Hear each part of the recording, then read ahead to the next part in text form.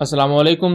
Welcome to इमराद। दोस्तों, दो अहम टॉपिक्स पर बात करने जा रहे हैं। पहला बात करेंगे कि कतरी डेलीगेशन ने पाकिस्तान के हैदर मेन बैटल टैंक को इंस्पेक्ट किया है, और इसके डिटेल पर बात करने के साथ साथ हम ये भी बात करेंगे कि तेजस एयरक्राफ्ट के इंजन चार्ज एम्पलीफायर पर जो डेनमार्क की तरफ से पाबंदी लगी थी उसके हवाले से एक अहम खबर निकलकर सामने आई है, और इससे क्या तेजस एयरक्राफ्ट की महरूमियों का अजाला हो सकेगा, इन तमाम चीजों पर बात करते हैं। पहले टॉपिक की तरफ आ जाए तो कतरी मिलिट्री की तरफ से एक हाई लेवल डेलीगेशन ने पाकिस्तान का दौरा किया है, और इसने हैवी इंडस्ट्रीज टेक्सला का दौरा किया, जहां इन्होंने मेन बैटल टैंक्स का मुशाहिदा किया। खास तौर पर VT4 टैंक को इंस्पेक्ट किया है इन्होंने। इस वक्त दोस्तों बहुत से सोर्सेज ये इस तरह क्लेम कर रहे हैं कतर पाकिस्तान से हैदर टैंक खरीद सकता है, या कतर इंटरेस्टेड है पाकिस्तान के हैदर टैंक में। तो बहरहाल दोस्तों, हम ये तो नहीं कह सकते कि कतर खरीदेगा या नहीं, लेकिन हाँ, यहाँ जिस तरह इसकी पिक्चर्स इस तरह सामने आई हैं और कतरी डेलीगेशन इसको इंस्पेक्ट कर रहा है, तो ये बात जरूर है कि वो इंटरेस्टेड है।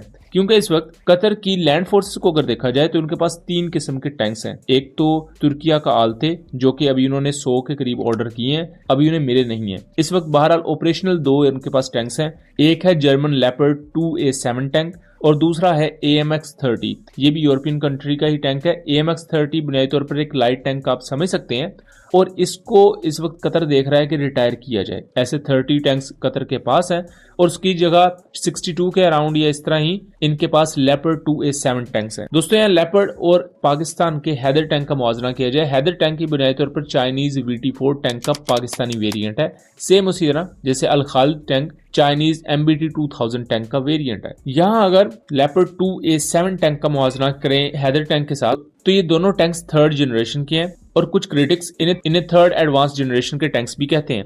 उसके साथ साथ दोस्तों, एम्प्टी वेट की बात करें तो जो हैदर टैंक है ये काफी ज्यादा हल्का है। इसका जो टोटल वेट है वो 46 टन है, जबकि जो ये लेपर्ड टैंक है ये 62 टन का है, तकरीबन 60 से 62 टन के दरमियान।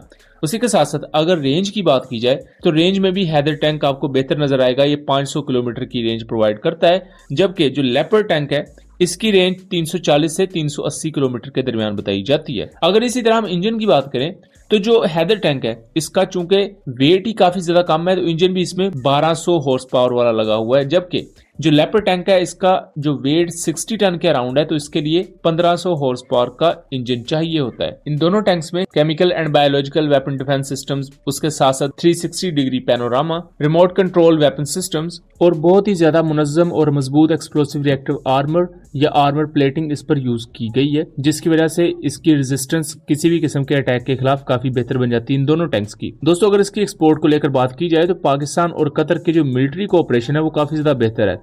यहाँ पाकिस्तान पर भी ये चीज मुनसर करेगी कि किस तरह हैवी इंडस्ट्रीज टेक्सला इसे कतर को पिच करती है, और हो सकता है कतर हैदर टैंक ना खरीदे, बल्कि उसके साथ साथ जो दूसरी पाकिस्तान की आर्मर्ड पर्सनल करियर्स हैं या इसी तरह की दूसरी आर्मर्ड व्हीकल्स हैं या एंटी ड्रोन सिस्टम्स हैं, कतर उनकी तरफ जा सकता है। क्योंकि ये हैवी इंडस्ट्रीज टेक्सला का एक कंप्रीहेंसिव विजिट था, ये कोई इसी एक चीज को लेकर स्पेसिफाइड विजिट नहीं था। दोस्तों, दूसरे टॉपिक की तरफ आ जाए तो जैसा कि हम जानते हैं कि डेनमार्क ने चार्ज इंजन एम्पलीफायर पर पाबंदी लगा दी, जो कि इंडियन एयरफोर्स के तेजस MK-1A एयरक्राफ्ट में इस्तेमाल होना था। जब डेनमार्क ने ये पाबंदी लगाई इस खास स्पेयर पार्ट पर जो कि तेजस एयरक्राफ्ट के इंजन में यूज होना था, तो उस पर तेजस एयरक्राफ्ट की जो डिलीवरीज थी इंडियन एयरफोर्स को वो भी डिले हुई।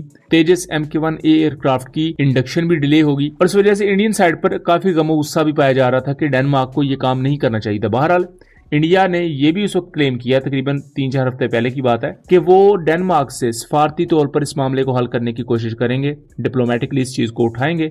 लेकिन अब जो चीजें निकलकर सामने आ रही हैं उससे लग रहा है कि डिप्लोमेटिकली भी डेनमार्क इंडिया की कोई मदद नहीं करेगा। उसकी वजह यह है कि इंडिया ने अपने मुल्क में वर्चास एरोस्पेस एक कंपनी है, इसको बिड दी है कि आप हमारे लिए एक इंजन चार्ज एम्पलीफायर तैयार करेंगे तेजस MK-1A एयरक्राफ्ट के लिए। इससे पहले भी इंडियन साइड पर यह बात तो की गई थी कि अगर डेनमार्क ने उन्हें ये इंजन चार्ज एम्पलीफायर ना प्रोवाइड किया तो वो अपने मुल्क में खुद तैयार करेंगे। लेकिन यह सबसे अहम चीज ये है कि अगर इस वक्त इंडिया इसे अपने मुल्क में तैयार करता है तो पहले तो उसकी अमेरिकन इंजन के साथ कंपैटिबिलिटी देखनी पड़ेगी, क्योंकि डेनमार्क की अमेरिका के साथ क्लोज कोऑपरेशन रहती है मिलिटरीली भी और वेपन इंडस्ट्रीज की टर्म में भी। तो उनका जो चार्ज इंजन एम्पलीफायर है वो बेहतर काम कर रहा था GE404 इंजन के साथ, लेकिन क्या इंडियन एम्पलीफायर्स उतने बेहतर काम कर पाएंगे, ये क्वेश्चन है। उसके साथ साथ इंजन चार्ज एम्पलीफायर को नए तौर पर बिल्कुल एक नए सिरे से डिजाइन करना, उसे मैन्युफैक्चर करना, एक पर्टिकुलर एयरक्राफ्ट के लिए ये भी एक थोड़ी सी मुश्किल चीज होगी, जिसमें देखना दिलचस्प होगा कि किस तरह ये वर्चस एरोस्पेस इंडस्ट्रीज इसको आगे लेकर चलती है। बहरहाल इंडिया की तरफ से ये एक बेहतर कदम भी आप कह सकते हैं कि उन्होंने अपनी इंडिजनाइजेशन की कोशिश को तेज किया है, लेकिन दूसरी तरफ ये भी क्वेश्चंस उठाए जा रहे हैं कि क्या ये टाइम पर पूरा हो पाएगा, और अगर ये जो मुल्क में तैयार करदा इंजन चार्ज एम्पलीफायर और डिले होता है तो इससे तेजस MK1A एयरक्राफ्ट की जो इंडक्शन है वो मजीद डिले हो जाएगी और उसके लिए इंडियन एयरफोर्स मुतहम्मल नहीं हो सकती। सो दोस्तों, आपका इसके बारे में क्या ख्याल है? अपनी आराज से जरूर आगाह कीजिएगा। मिलेंगे अगली वीडियो में, तब तक के लिए अल्लाह हाफिज।